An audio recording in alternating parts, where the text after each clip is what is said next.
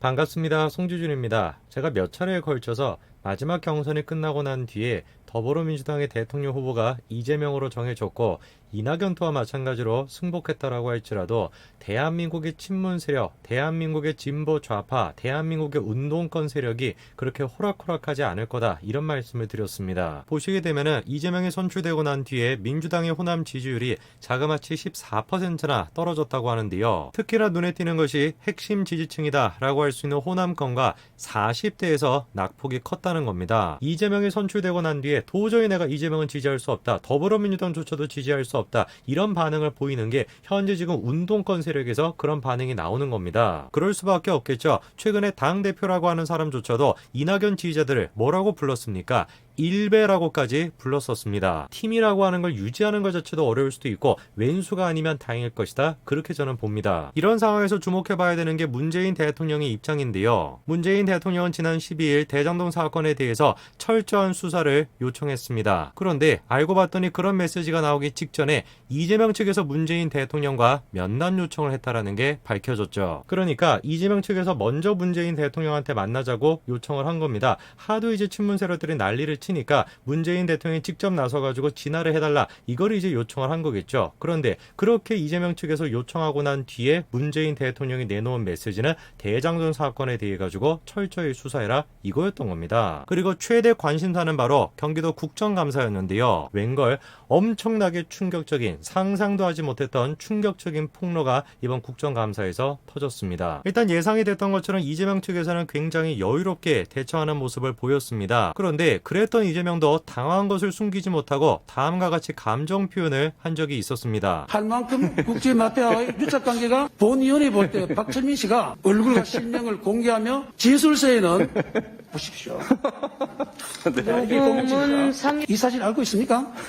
자, 글쎄요. 여러분들이 보시기엔 어떻습니까? 이번 국감에서 상대방 질의에 대해서 12번 가까이 이재명이 웃었다고 합니다. 저 웃음의 의미는 도대체 무엇일까요? 당황했기 때문에 웃었을 것이다? 아니면 그냥 단순하게 너무 어이가 없어가지고 웃었을 것이다? 저 개인적으로는 봤었을 때는 당황한 쪽에 가까운 것 같습니다. 그도 그럴 것이 의혹 자체가 웬만한 의혹이 아니라 굉장히 심각한 의혹이었기 때문인데요. 스스로를 성남 국제마피아 조직의 행동보스라고 소개를 한 박철민 씨가 폭로를 했기 때문입니다. 계속해가지고 과거부터 이재명이랑 연결이 되어 있다라는 의혹을 받았던 그 국제마피아 조직의 행동보스라는 것이죠. 사실 이재명과 조직이 연결되어 있다는 얘기는 꽤나 옛날부터 나왔던 얘기인데요. 사실상 그거를 최초로 폭로했던 것이 다른 것이 아니라 그것이 알고 싶다였죠. 당시 의혹을 제가 간단하게 말씀을 드리면 과거에 파타야 지역에서 사건 한 가지가 터졌습니다. 그리고 그 사건의 유력한 용의자로 지목이 된 사람이 김영진 씨인데요. 그 김영진 씨의 뒤를 봐줬다라고 지목된 사람이 바로 코마트레이드의 이준석 대표였습니다. 그런데 알고 봤더니 이준석 대표가 국제마피아 조직의 조직원이었다라는 것이고 그 이준석 대표와 이재명 당시 성남시장이 굉장히 가까웠던 것으로 보인다는 거죠. 국제마피아파가 뒤를 봐주고 있는 코마트레이드를 우수 중소기업으로 선정하기도 하고 세무조사까지도 면제해줬다는 겁니다. 사실 근데 이런 식의 의혹은 이재명 혼자만 받은 것이 아니라 그 후임인 은수미도 마찬가지였습니다. 어떻게 된 것인지 코마트레이드 대표와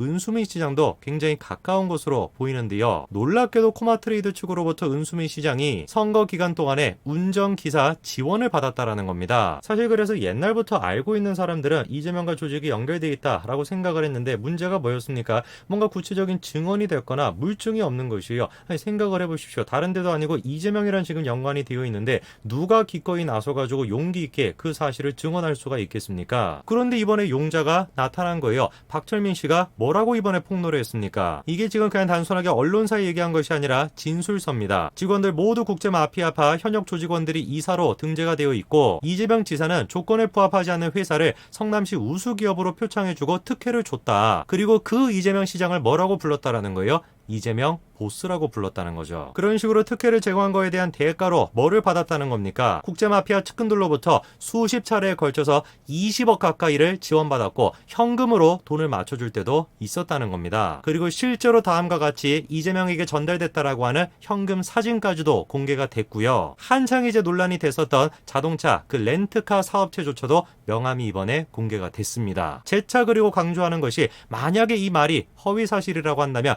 기꺼이 허위사실 유포 선거법상거죄로 처벌을 받겠고 명예훼손죄로 처벌을 받겠다는 거죠. 우리가 이제 저런 식의 증언을 볼 때 항상 꼼꼼하게 살펴봐야 되는 것이 증언이 얼마나 신빙성이 있는가 그거를 생각해 봐야 되거든요. 그런데 이번에 박철민 씨의 증언은 어떻습니까? 일단 기본적으로 사진까지 있는 상태이고 그리고 증언의 내용이 굉장히 구체적입니다. 이렇게 지금 증언하고 있죠. 5만원권과 1만원짜리 현금 문치 5천만 원을 이 지사와 이준석 대표가 찻집에서 얘기를 나누고 있을 때 이재명 지사 차에 실어줬다라고 증언을 했고 박철민 씨의 친구라고 하는 장모 씨 또한 마찬가지로 5만원권과 1만원짜리 지폐 현금 약 1억 원을 이재명 측에게 전달했다는 겁니다. 얼마의 돈을 줬는지 그리고 그 돈을 구체적으로 5만원권과 1만원권 어떤 식으로 섞어가지고 줬는지 그리고 이재명이 누구랑 만나고 있었는지 어디에서 만나고 있었는지 이 모든 이야기가 굉장히 구체적으로 진술이 되고 있습니다. 한번 들어봐야 되겠습니다. 이 지금 의혹에 대해서 이재명은 뭐라고 해명을 했을까요?